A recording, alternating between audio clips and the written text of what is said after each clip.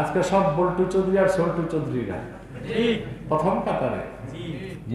আমাদের এখানে ব্যতিক্রম, মুয়াজ্জিন থাকে 3 কাতার পিছনে, ইমাম বেচারা বেঁচে যায়, তার জায়গা রিজার্ভ, নইলে ইমাম থাকতো বারান্দায়। ঠিক না? তো গুনাও করবেন, তওবা করবেন, তা হবে না, গুনাহটা ছাড়তে হবে।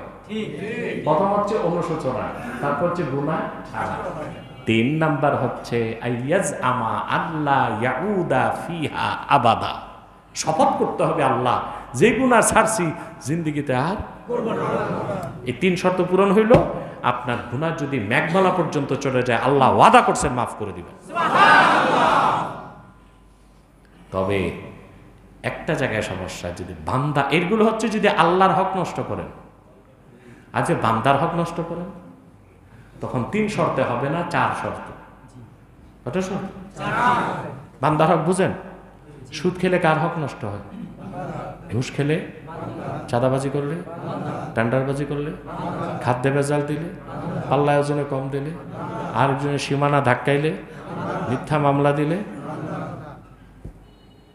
বান্দার হক যে নষ্ট করছেন। আল্লাহ তো সব মাফ করে দিবেন 3 শর্ত পেলে, কিন্তু 4র্থ শর্ত পাওয়া না গেলে আপনার তওবা কবুল হবে না, হাসর ময়দানে ঠেকে যাবেন।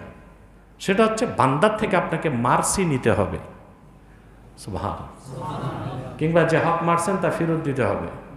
আর আমি 2টা দৃষ্টান্ত দিচ্ছি। একজন সচিব কলমের এক খোঁচায় 200 কোটি খাইছে, খাইছে না? কথা বলেন।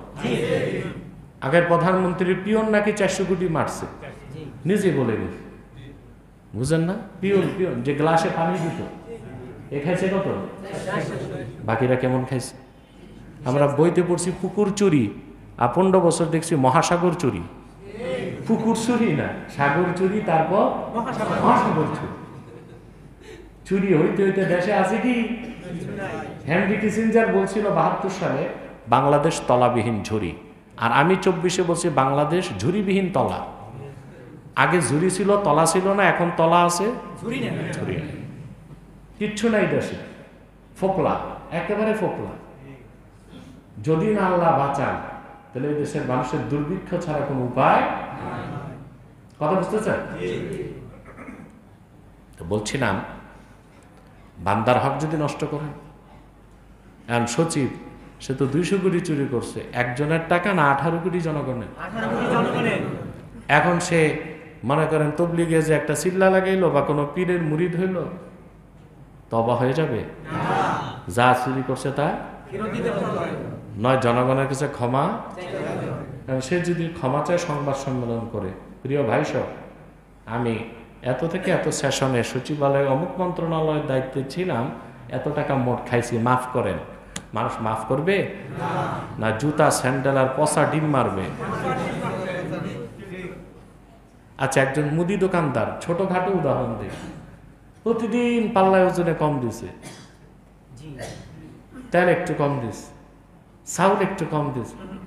সবচেয়ে কৌশলী চোর হচ্ছে কসাইরা, আঙ্গুলে হেরফের 1 পোয়া, কত?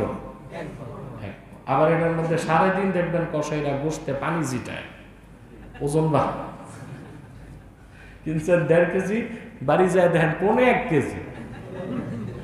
পাল্লায় কিন্তু আপনার দেখা দিচ্ছে কাটাটা আপনার দিকে, কোন দিক?